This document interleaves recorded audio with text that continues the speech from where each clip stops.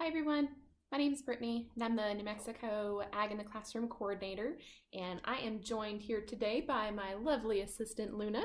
She is going to help me read to you guys today, and we're going to have some fun in the kitchen later. So I want to wish every farmer and rancher a happy National Ag Day today and a National Ag Week. I think it's great that we get to recognize them for a whole week, but really we should be thanking them every single day because they do a lot for us. And in the process of whether it's rainy, sunny, windy, dark, cold, whatever the case may be, they are out there working the land, working with their animals, caring for them, making sure that they have everything that they need so that way they can continue to grow good and nutritious food and fiber for us to go ahead and have the things that we have around our house. So we want to thank them often. And so we would like to extend, a thank you, really, as basic as we can get. We wish that we could do more than that, but that's what we're gonna do for right now. And if you guys have any ideas on how you have thanked farmers and ranchers in your community this week, please let us know in the comments below, okay? So the first thing that we're going to get to do is pretty exciting. The American Farm Bureau Foundation for Agriculture, this was one of their books of the year, and so we are going to get to read it today thanks to the Feeding Minds Press gave us permission to go ahead and do that for you guys today. So we're going to get a chance to go ahead and read Right This Very Minute, which is a Table to Farm book about food and farming. I know this is going to be one of Luna's favorites. You can tell that she's already fast asleep, so I must be doing a good job. But in the process, after I read the book, I am actually going to go ahead and show different pages slide by slide without any words, so that way you guys at home can go ahead and read the book on your own. So if you don't want to hear me read it, that's fine. Just go ahead and skip ahead to section 2, where I will go ahead and just have only the slides of the pages. That way you guys can pause each page and then read it on your own. So enjoy that as well. After that, we're going to have part 2. Let's see. Part 2 is going to be the slides of the pages. So then part 3 and part 4 are going to be some activities that we're going to do in the kitchen. So hold on tight and we'll get to those in just a second. First step here, we're going to do Right This Very Minute. It is a fascinating book on the different aspects of agriculture and how not only themselves as farmers and ranchers, but also their families are included as well. So I think you're really going to enjoy it. This book was written by Liesl Deflison, and the art was illustrated by Renee Carilla. I'll hold it up close for you to see. You can tell that the pictures are very vibrant and colorful and do a very good description while still being cartoonish, we still want it to look that way. That way our young readers can still understand what's going on, but that way it gives more of a fresh and young feel to it. So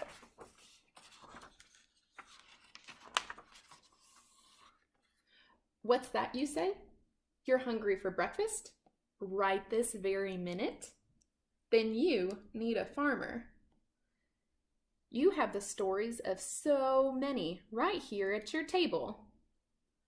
So you can see the young girl there, she's getting ready for breakfast. I had pancakes on Sunday, so I can definitely relate to how yummy those pancakes look. I might make some more this week, and maybe I can do a live feed of that for you guys. That would be a lot of fun. Right this very minute, in a citrus grove, a grower tests the oranges for ripeness. When the fruit is ready, the harvesting crew will pick the oranges, which will be squeezed into juice for the drink that you drink in the morning. Right this very minute, in a new field of wheat, right this very minute, in a new field on a wheat farm, a farmer drills furrows the perfect depth for seeds. Your pancakes were made with the wheat that was grown, harvested, and then ground into flour. Now, if you guys take a look there, these are the citrus trees. Did you guys know oranges grew on trees? Now you do. And in the book there, it talked about furrows. Can you guys tell what the furrows are that they're referring to? There are these long rows here. I don't know if I can see it there. Right here along these strips, how it dips up and dips down, goes up like mounds. So very similar to how you like furrow your brow. So everyone go like this. See right there? The indentions on your forehead right here. You get, when you're looking at something and it furrows, it goes up and down. It creates these little crevices. So similar to here, in order for the seeds to go ahead and grow properly without being drowned out, so certain plants aren't able to have their stems or the crowns, so at the very top of their plant, if those are submerged in water, they won't grow properly. So they will be planted into the tops of the furrows, so that way only their roots will go ahead and get the water. So this is a different form of irrigation.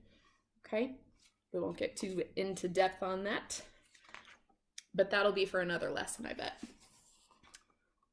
Right this very minute, in a sugar bush filled with maple trees, a sugar maker replaces the old collection buckets with a new tubing system to carry maple sap to a storage tank. The sap will be boiled down in evaporators until it becomes thick and sweet, like maple syrup you've poured on your pancakes. So you can see all that blue tubing there. There's different spouts that have been tapped into the tree, and that the sap then pours out from those tap systems and goes down into different buckets that are placed around the trees, and then they're taken to different facilities that have this type of a setup where they can boil it down to its most pure form to where it is maple syrup.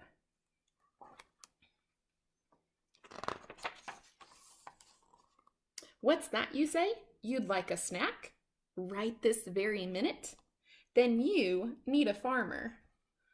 You have the knowledge of so many right here in your hands. So you can see that they've been playing for the afternoon probably, and they need a snack. So they're making some trail mix, which is one of our activities that we will be doing soon. So take a look at what's in their bowl.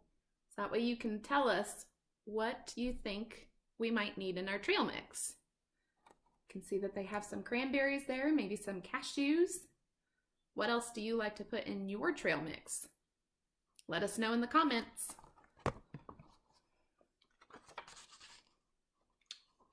Right this very minute, as the sun sets on a cranberry marsh, a grower starts protecting the crop from frost.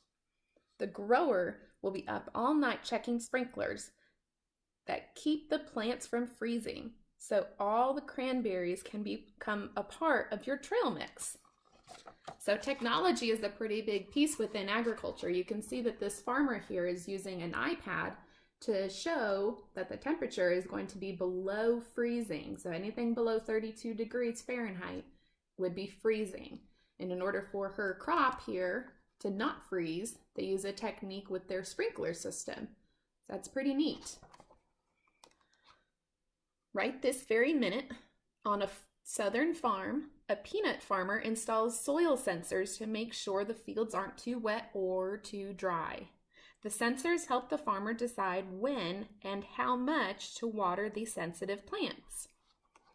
So this farmer, again, is using a different type of technology here. That sensor that they've got in their hand, he'll put that into the dirt, and that will help tell him what the moisture content level is within the soil.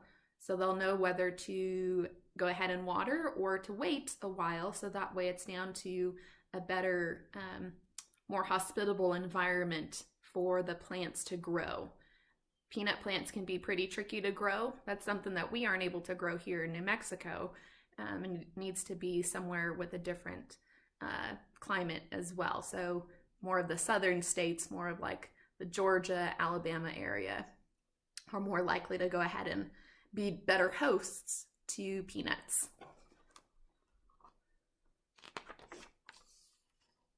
What's that, you say? It's time for lunch? Right this very minute? Then you need a farmer. You have worked hard. You have the hard work of so many right here in your lunchbox. So everyone's out playing around at the park, and it's time for lunch. Everyone's getting hungry, so they start to pull out all their food. Looks like she's got some apples and a cheese sandwich. I think the last time that I had sliced apples, I ate it with some peanut butter. Did you guys ever do that? Sliced peanut butters with the apples are really good. Right this very minute, a dairy farmer tends the cows. The cheese in your sandwich was made with milk from the cows that must be milked at least twice every day, whether it's a weekday, a Saturday, a birthday, or a holiday. So it doesn't really matter what's going on throughout the week. If a farmer needs to go ahead and do his job, he's going to do it regardless of what's going on or what the weather looks like. Their animals are their number one priority. And so it doesn't even matter if it's their birthday or grandpa's birthday or a celebration surprise going on. They need to make sure that their chores are done and that their animals are safe before they go out and do anything else for themselves. So we definitely appreciate that. We can see here, this is where the cows will go ahead and bed down, and they will get nice and comfy. They'll put down different bits, either it'll be hay or it'll be some type of soft bedding for them to go ahead and lay down on, so that the way they're nice and comfortable. And then this right here, inside of the milking parlor here on their udders, you can see the teats coming down. There's 4 of them, and the milking machine will be attached to each teat, and that will go ahead and be where the milk will come out, and then you can see it going up this tube, and there will be a large container where this cow's milk will go ahead and go into a tank with everyone else's once they've been milked. So right this very minute, farmers till and test the soil for nutrients to make sure it's healthy before planting seeds that will grow into long, crunchy carrots. So this farmer, again, a different type of technology there in his hands. He goes ahead and he'll poke that into the soil to go ahead and let him know what types of nutrients are in the ground, because carrots need particular types of nutrients, and if there aren't enough, then they won't grow. So they need to make sure that their ground has been properly taken care of in order to have things grow. So they do a good job of that. Right this very minute, an apple grower works with a beekeeper to bring beehives into an orchard. Hundreds of thousands of honeybees will pollinate the pale pink blossoms, helping each tree grow many bushels of apples for you to enjoy. I want you guys to get a really good look at these pictures. The illustrations are beautiful. Nice and bright. All those honeybees are buzzing around. Did you guys know that honeybees, the only ones that are the workers are the female bees? The males, they are called drones. They don't do this type of work. They mainly just hang out with the queen. But then, that is another story as well. So we will go on. What's that, you say? You're ready for dinner? Right this very minute? Then you need a farmer. You have the pride of so many right here on your plate. As they get ready for dinner, look at all that food. Looks delicious. They've got a cheeseburger up there, and they've got a baked potato with some, looks like to be cheese with some broccoli in it, and then a really good tossed salad there. I didn't used to like tomatoes in my salad, but as I've grown older, I definitely enjoy a good tomato in my salad. Right this very minute, a cattle rancher moves the herd to a wide pasture to graze. She cares for the cows and welcomes her calves into the world.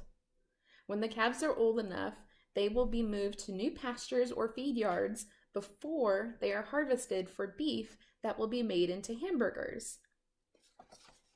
So I'm going to zoom in here real quick for you so you can see the one rancher right here in this corner. She's on her horse and she is helping push the cattle to a new pasture. But if you guys saw, there's someone in the far background here, and I think that guy is there to go ahead and make sure that the cows don't go too far or wander off away from the herd.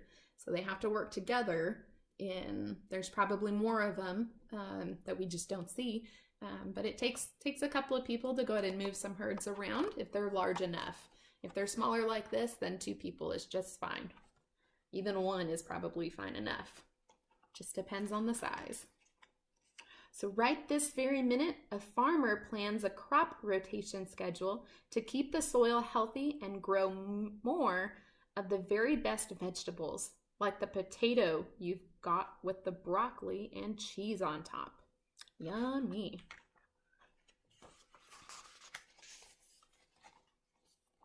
Right this very minute, some farmers prepare produce for delivery to grocery stores, and others box it up to sell at local farmers markets. Before lettuce and tomatoes ever get tossed in a salad or put on top of a hamburger, they must travel from the farm to hungry customers. So you can see in the fields there, they're either tossing them up onto the trucks to go into larger bins, or they get put into these boxes here that will probably be sent on over to individual farmers markets. Just depends on who their buyers are and what they're utilizing it for, whether it's large production or for a small sale. What's that, you say? You'd like dessert? Right this very minute? Then you need a farmer and sometimes a whole farming family. You have the dedication of so many right here on your fork. So it doesn't just mean that there's one person working on the farm. A lot of times it's a whole family.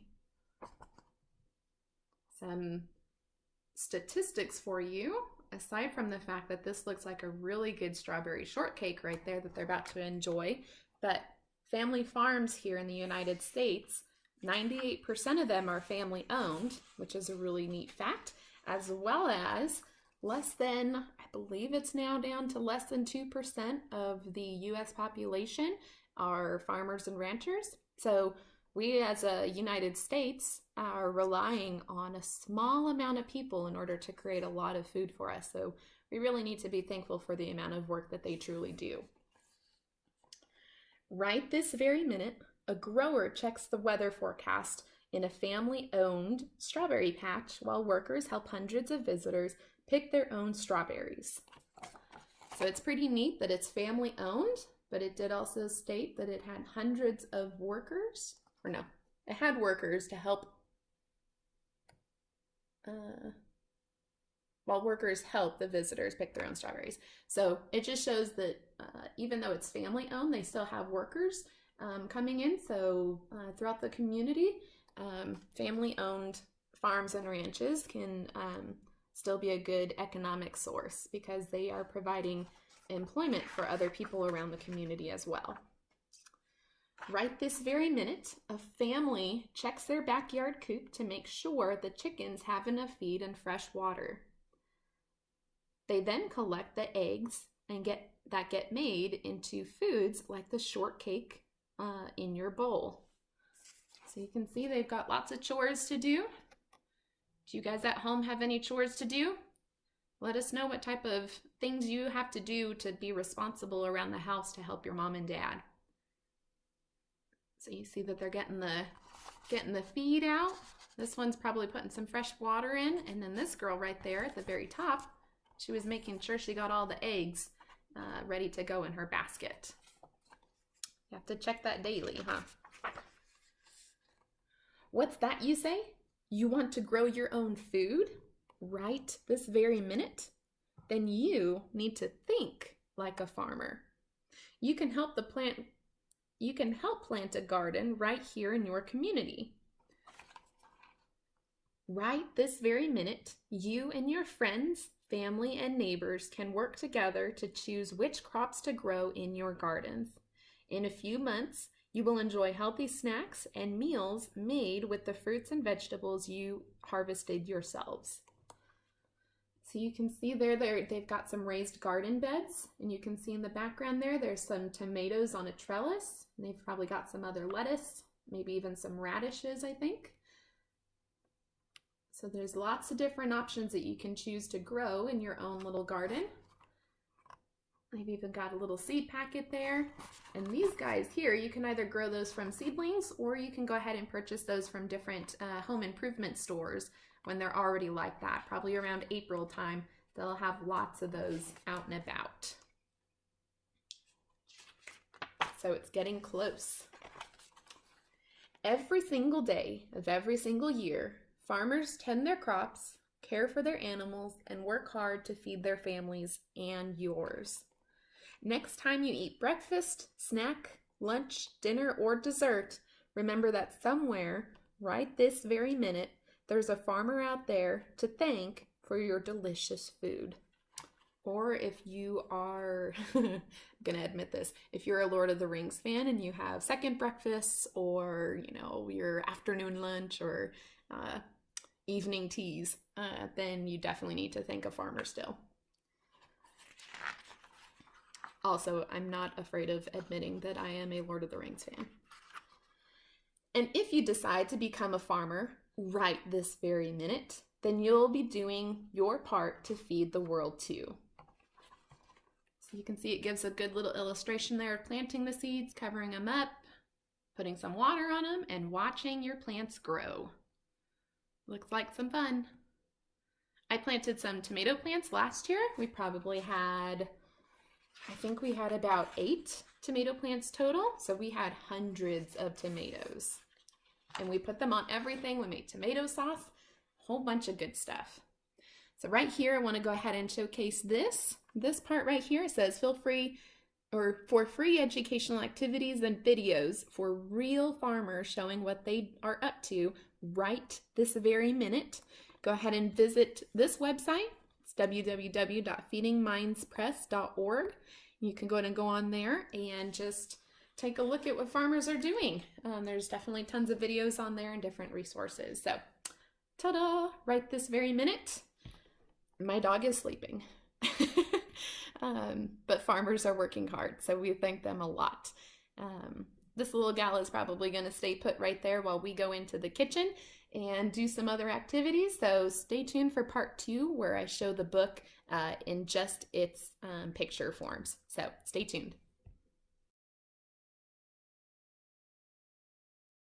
Okay, welcome to part 2. We're back. I'm going to show the pictures one at a time. I'm just going to show them up to the frame and press pause, and then press play when you're ready to go again.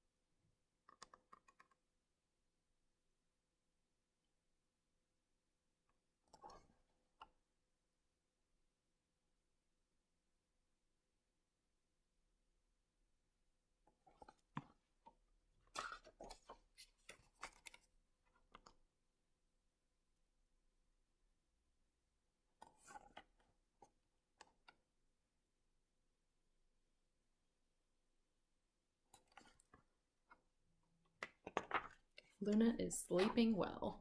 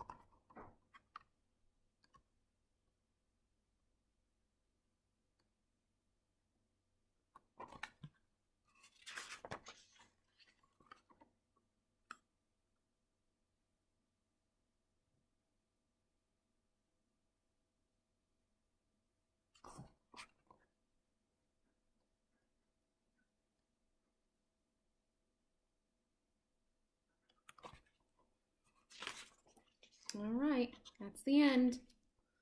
So you guys enjoy reading that on your own. Try and take your time reading it. I know that there's a lot of larger words in there that for the younger kids, it might be a little hard. So if you have an older brother or sister, maybe they can help you out, okay?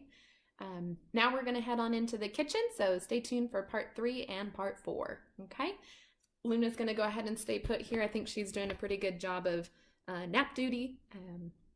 Since we're inside, she has definitely taken advantage of her sleeping schedule. So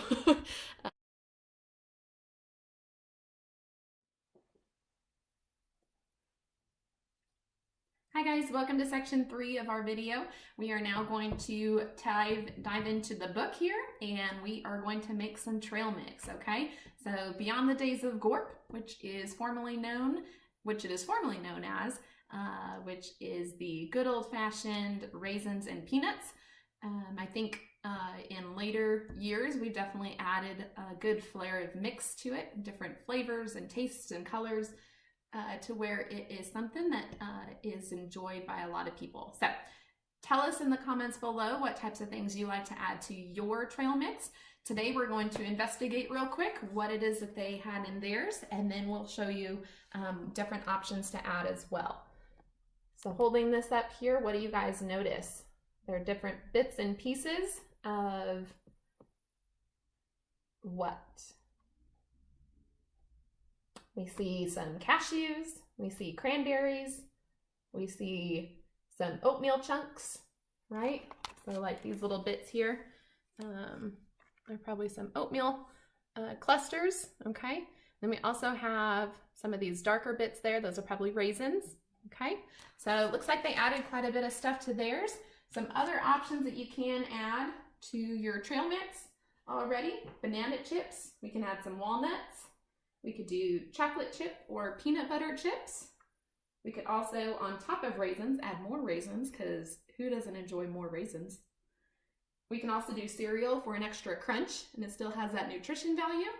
Or we could even add sunflower seeds. So I've kind of got a little mix here at the side, and I'll show you that in just a second.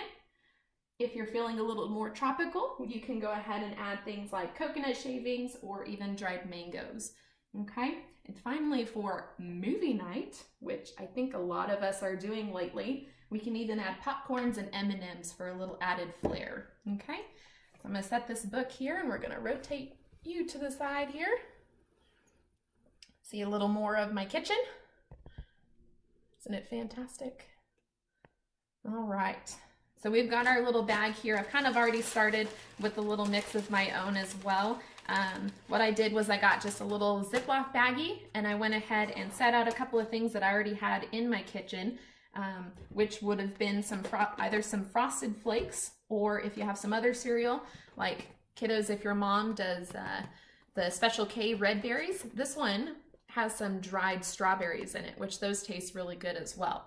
So this would be a good mix to go ahead and add to your trail mix if you're looking for something pretty healthy.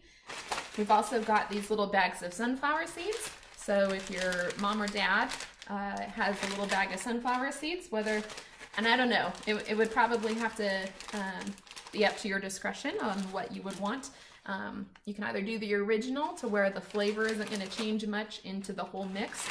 So if you're going to do like the dill pickle ones, you might want to put those to the side so it doesn't change your whole trail mix to dill pickle, because that could not be any worse than trying to taste an M&M and it tastes like dill pickle. So probably don't mix the two. The other options would include dried cranberries. We already had these at the house, so that actually worked out perfect for us. And then a little box here of sunflower seeds. Okay, so you can see we just go ahead and put a few of those into the mix here, into our little bowl. Go ahead and give it a little shake. And if you're looking for a late night snack for a movie night, go ahead and just add some popcorn to your mix, like so. Got these cute little bags of popcorn. Give it a little toss, and then you've got a little handful's worth of some good snacks, okay? So you've got your raisins, you've got M&Ms, you've got popcorn, and some peanuts. So that looks like a really good mix for any movie night. In this bag particularly, we've got some Frosted Flakes in there as well. And then at the bottom there, we even have some sunflower seeds. I think they kind of sifted down to the bottom there whenever I shook the bag. So those are some options. Let us know what you guys go ahead and put in your trail mix. Go ahead and leave a comment in the down below and let us know what you guys add, okay? We'd love to hear about it. Hi guys, welcome to part 4. We're finally here at the end, and as we get to the end, I realize that I'm wearing a sweater that reminds me of Mr. Someone who would go ahead and read stories to kids. It's my Mr. Rogers sweater. So it looks like I am embodying some good vibes today for that. So hopefully you guys enjoyed my sweater contribution for him. What we're going to go ahead and do right now, though, is the farm in a glove or a bag, due to the fact that we probably don't have these types of lunch styled gloves, serving gloves available at home. If you guys do, that's fantastic, but if not, we're actually going to show you how to go ahead and do this activity using some Ziploc baggies. These ones right here are the quart-sized, nothing special about them. They do have the zipping or the locking top, so that's helpful later on, and we'll show you here in just a minute, okay? We want to go ahead and go over some of the materials listed here. That way you guys at home can go ahead and make sure that you have everything you need prior to me getting started, okay? So to start out here, a list of materials, we're going to need either Ziploc bags or paper towels. Both of them are going to be utilized to go ahead and house your seeds. And so we want to make sure that you guys have those on hand. You are going to need a stapler for this particular style, so that way it helps us divide up our storage bags, okay? Particularly if you have one of the longer shafted staplers would be helpful, because we're going to be sticking the bags in between the stapler, okay? If you have one of the smaller ones, it's not going to do as well, so a longer one would be great. You're either going to need some cotton balls or some of the cotton ball pads, okay?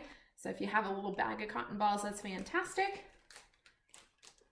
Or paper towels too, those work as well, but the cotton balls are gonna help the roots kind of grow into them, so that is preferred.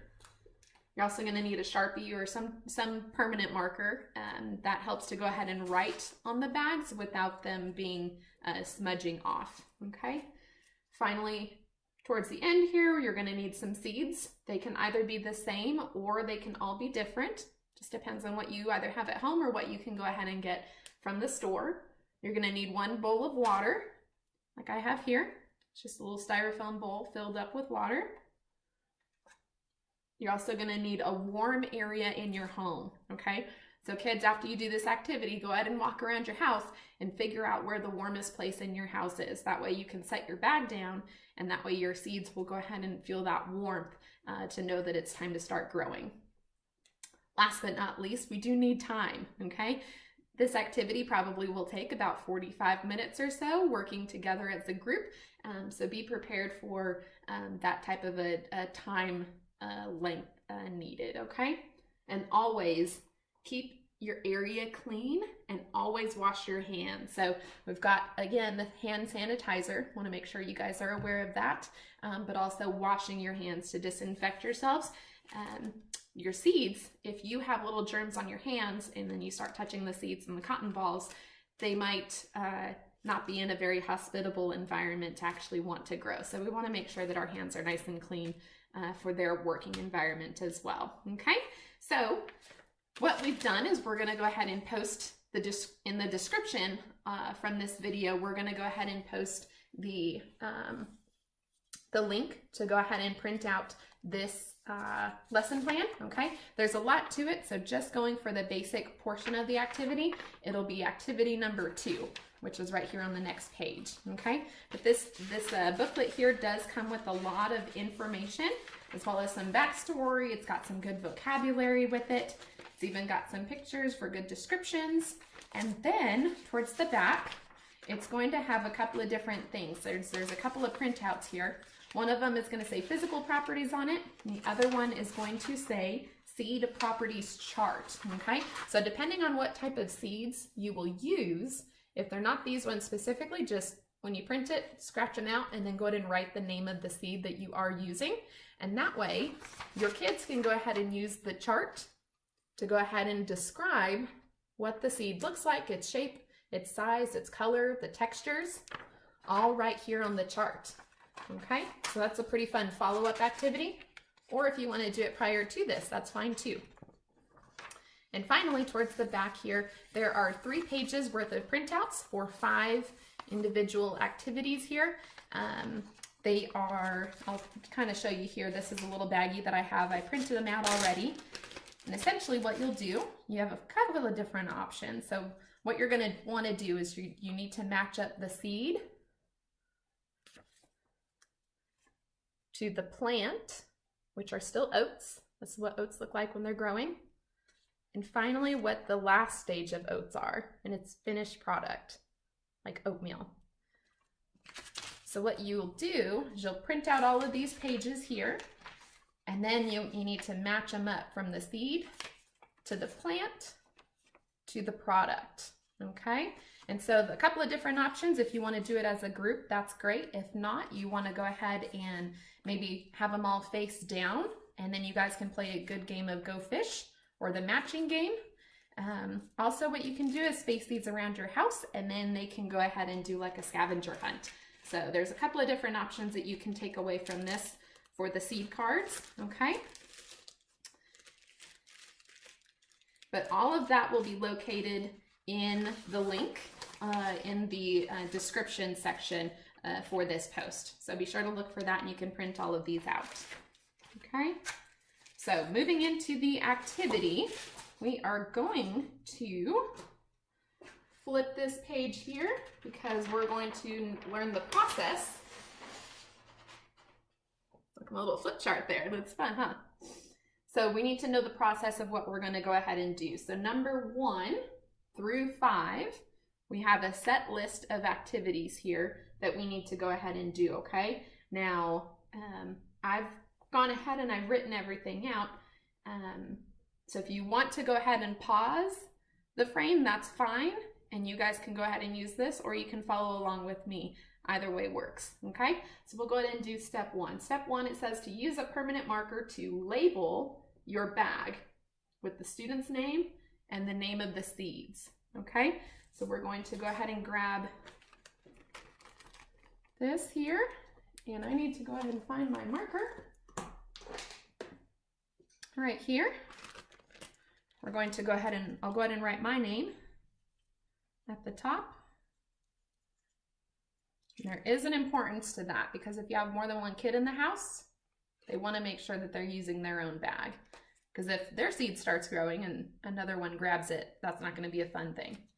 So after you do that, we're going to go ahead and divide our bag into 5 sections. Okay, so we're going to use 4 long lines on our bag. So you'll go ahead and do 2 on one side and 2 on the other. I'll hold it up so you can see what I'm talking about. Let's see here. Get a piece of paper. There you go. So off of the baggie here, we're going to go ahead and divide it up into 1, 2, 3, 4, 5 sections using 4 long lines. Okay. Our cotton balls are going to be placed at the very bottom. So if you want to, you're welcome to go ahead and draw a little dotted line towards the bottom, probably about 1 inch or 1.5 inches up from the top. So that way when we write the name of the seed or the number of the seed, then we won't run into the cotton ball, because we want to see the growth process, right? So we don't want to be drawing anywhere below this dotted line, okay? If we do, I kind of drew an example of what that might look like.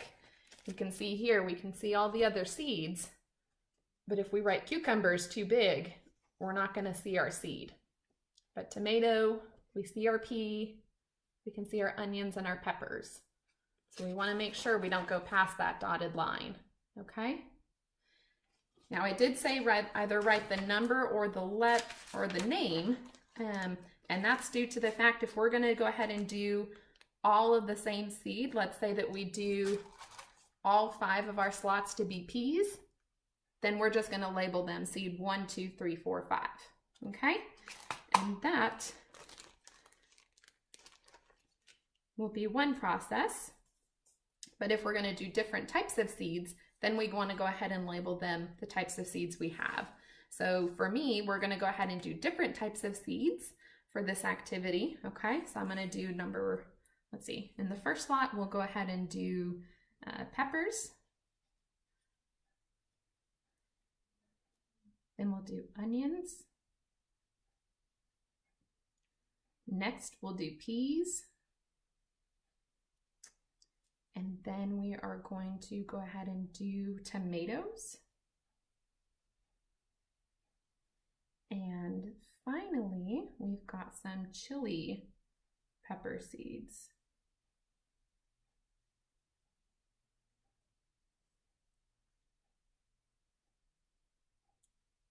Okay, so this is what my bag will look like. To turn it sideways, you can go ahead and see there we've got peppers, the bell peppers. We've got onions, peas, tomatoes, and chili pepper. Okay, so that is what that's going to look like. Okay, I've also labeled here, it's kind of small, so I don't know if you can see it, if you can zoom in on your camera, but this says staples for dividing. So along those black lines there, we only need to go ahead and crimp them right here. With your staple gun, you'll go ahead and place the baggie in between, and right on your line that you made, you're going to go ahead and put a staple right there. Okay, so if you can see that. Okay, we want to put a staple right there. That way, whenever we push the cotton ball all the way down, the cotton balls won't shift side to side. So I'm going to finish that off real quick here. Go ahead and do the same.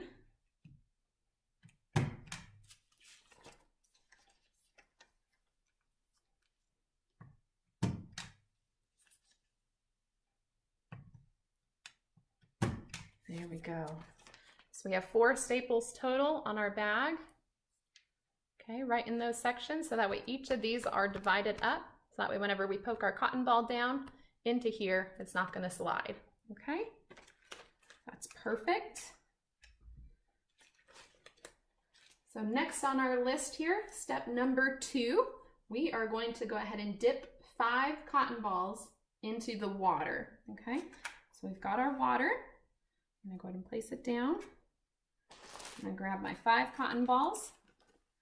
If you only have a couple of them, another good option to go ahead and do, the cotton balls are pretty big, so if you want to, you can pull them apart and you still have a good amount of cotton to go ahead and use. So if you want to do that, that's perfectly fine too. Okay, so we're going to go ahead and place 5 of them in there. 1, 2, 3, 4, and 5.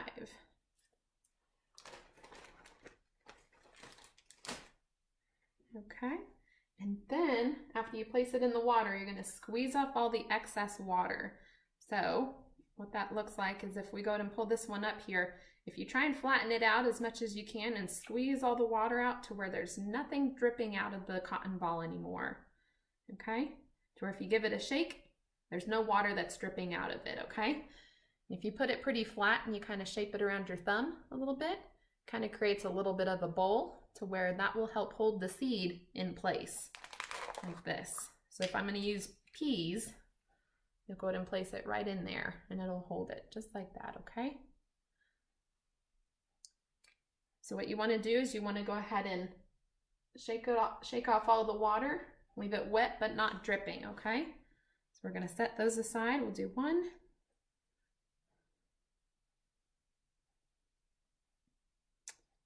2 cotton balls.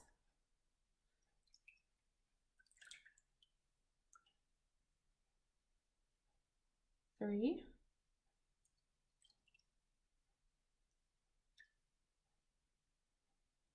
4.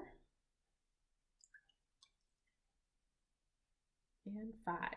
It's probably best to go and do this activity in the kitchen, at the kitchen table. If you have a tablecloth, that might work well as well. Whenever I've done this activity with kids in the classroom, it tends to get pretty watery around. So obviously tell the kids to not shake their cotton balls around vigorously. Otherwise it'll create a lot of water going around your house. So, which isn't bad, but we'd rather just keep things as clean as possible. So we'll go ahead and set our water aside. And for each of our seeds here, we're going to go ahead and start with seed number 1 here. We have got peppers, the bell peppers. So I'm going to go ahead and grab one of my seeds from my packet here. You can go ahead and do 1 or 2 seeds per cotton ball, just to go ahead and ensure that your seed is going to sprout. Okay, so we'll go ahead and put 2 seeds on this cotton ball here. Go ahead and give it a little squeeze to go ahead and set onto the cotton ball a little better. And then we're going to go ahead and place it inside of our packet here. So once you go ahead and set it down, you'll go ahead and place it right there, right into its little section. See, and the great thing is it's not going to slide around because the staple helps hold it in place. So that's awesome. So now we're going to go ahead and use the next on my little sheet here. We've got onions. So go ahead and grab a little onion seed. We'll grab a couple of them because they're pretty tiny. Look at how small they are. They're pretty small. So we'll go ahead and grab our little cotton ball here. Go ahead and place 2 seeds on there as well. Give a little smush, that way they stick on the cotton ball a little better. And we're going to slide it into place.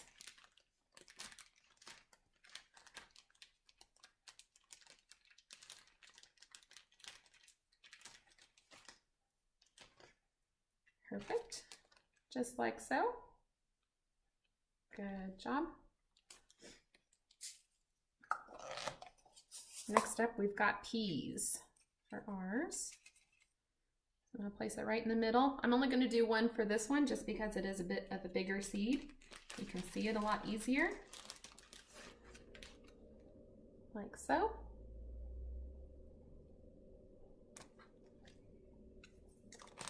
Next seed that we have are tomatoes. Now let's say that you guys don't have these seed packets in your house, or you're not able to go to the store to get them. What would be some ideas that we could do instead of using a seed packet? I'm going to show you a little secret here. You guys have tomatoes at home that you guys can go ahead and, if you go ahead and chop them up, you can actually go ahead and use the seeds that are right inside of your tomato. So whether they're this size, or if they are these little guys here. You guys ever seen these little tiny tomatoes? These are called cherubs. You can go ahead and cut these open as well and use that as an option as well, okay? I'm gonna close my fridge here. Another option that you could do that with are cucumbers, okay? Or any other type of fruit or vegetable that has a seed. You can go ahead and take the seeds out. If you wanna let them dry for a little bit, you can. Otherwise, just stick it right onto the cotton ball and we'll test it out, okay? Make it a true experiment. So these are my tomato seeds. We're gonna go ahead and place those in there. Like so. And last but not least, we've got our chili pepper seeds.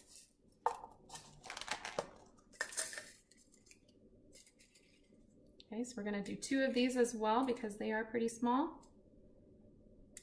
I'm gonna place those on our little seed pillow, as I like to call it.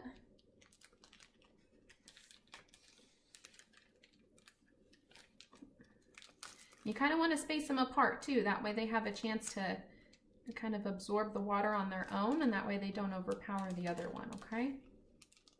There we go. Perfect. And then, so that was step 4. You want to put them into the correct slots.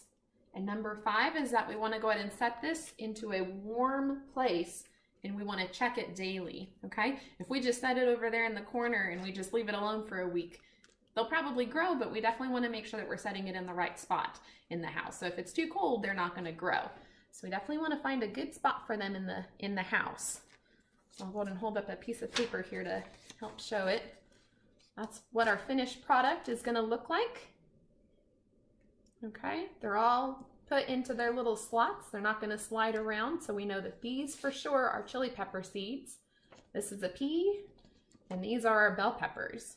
So we will check in with those, and I will even update you guys on how my little pack is doing, okay? In a couple of days, they're actually going to look like this, where they're going to start to sprout. I've got a couple here that I opened up just this morning, okay? You can go ahead and see here, this one was a pea, a little pea seed.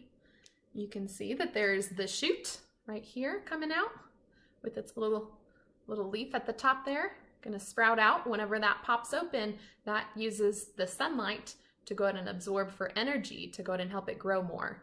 And then you can go ahead and see there right at the very end here by my finger, those are the roots.